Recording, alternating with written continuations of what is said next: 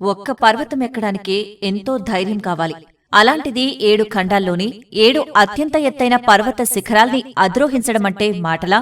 అది కూడా 17 ఏళ్లకే. ప్రపంచంలోనే ఈ ఘనత సాధించిన అతి పిన్న వయస్కురాలిగా నిలిచింది కామ్య కార్తికేయన్. గతేడాది మే 16 ఏళ్లకే ఎవరెస్టుని అధిరోహించింది కామ్య.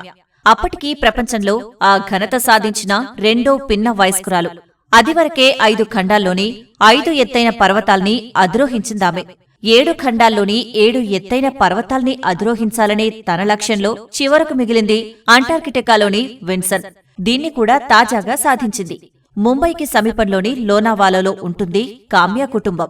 తను అక్కడ నేవీ చిల్డ్రన్ స్కూల్లో 12వ తరగతి చదువుతోంది. వీళ్లుండేది ఓ అపార్ట్మెంట్లోని 20వ అంతస్తులో. అయినా మెట్ల దారిలోనే వెళ్తుంది తను. వెనక బ్యాగ్ కూడా ఉంటుంది. అలా రోజులో కనీసం 10 సార్లైనా చేస్తుంది. ట్రెక్కింగ్ దగ్గర పడినప్పుడు దీన్నే ప్రాక్టీస్గా భావిస్తుంది. ట్రెక్కింగ్ కోసం ఆమె పడే తపనకు ఇదో ఉదాహరణ. కామ్య తండ్రి కార్తికేయన్ నేవీలో కమాండర్. ఆయనకు మొదట్నుంచి పర్వతారోహణ అంటే ఆసక్తి. ఆయన చెప్పే వింతలు విశేషాలు వింటూ చిన్నప్పుడే తాను అటువైపు అడుగులు వేయాలనుకుంది. 7 ఏళ్లప్పుడు మొదటిసారి తల్లితో కలిసి ఉత్తరాఖండ్లోని చంద్రశిలా పర్వతంపైకి ట్రెక్కింగ్కి వెళ్ళింది. ఆపై అనేక శిక్షణా కార్యక్రమాలకు హాజరైంది. 13 ఏళ్లకే ఆఫ్రికాలోని కిలిమంజారోని అధిరోహించి తన మిషన్ సాహస్ను మొదలుపెట్టింది. 7 ఎత్తైన పర్వతాల్ని అధిరోహించడం, ఉత్తర దక్షిణ ధృవాల దగ్గర స్కీయింగ్ చేయడమే దీని లక్ష్యం.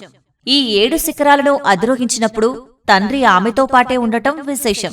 ట్రెక్కింగ్లో పడి చదువును నిర్లక్ష్యం చేయలేదు. క్లాస్ టాపర్లో ఒకరిగా నిలుస్తోంది.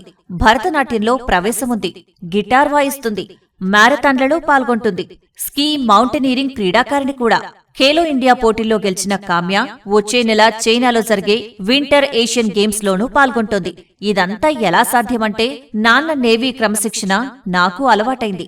పర్వతారోహణకు ఎంతో శక్తి సామర్థ్యాలు అవసరం. ఖర్చు కూడా ఎక్కువే. వాటన్నింటికంటే ముఖ్యమైన అంశం మన ఆలోచనల్లో ఉంటుంది. ఒకసారి నిరాశ ఆవహిస్తే అంతా అసాధ్యంలా తోస్తోంది. కాని ఆ పరిస్థితి రానియను. బాగా అలసిపోయినప్పుడు నా పాదాల్ని మాత్రమే చూసుకుంటూ ఒక అడుగుపైన ఇంకోటి వేసుకుంటూ పైకి వెళ్తా. ఇంకేమీ ఆలోచించను. అలా శిఖరంపైకి చేరుకుంటా అని బదులిస్తుంది.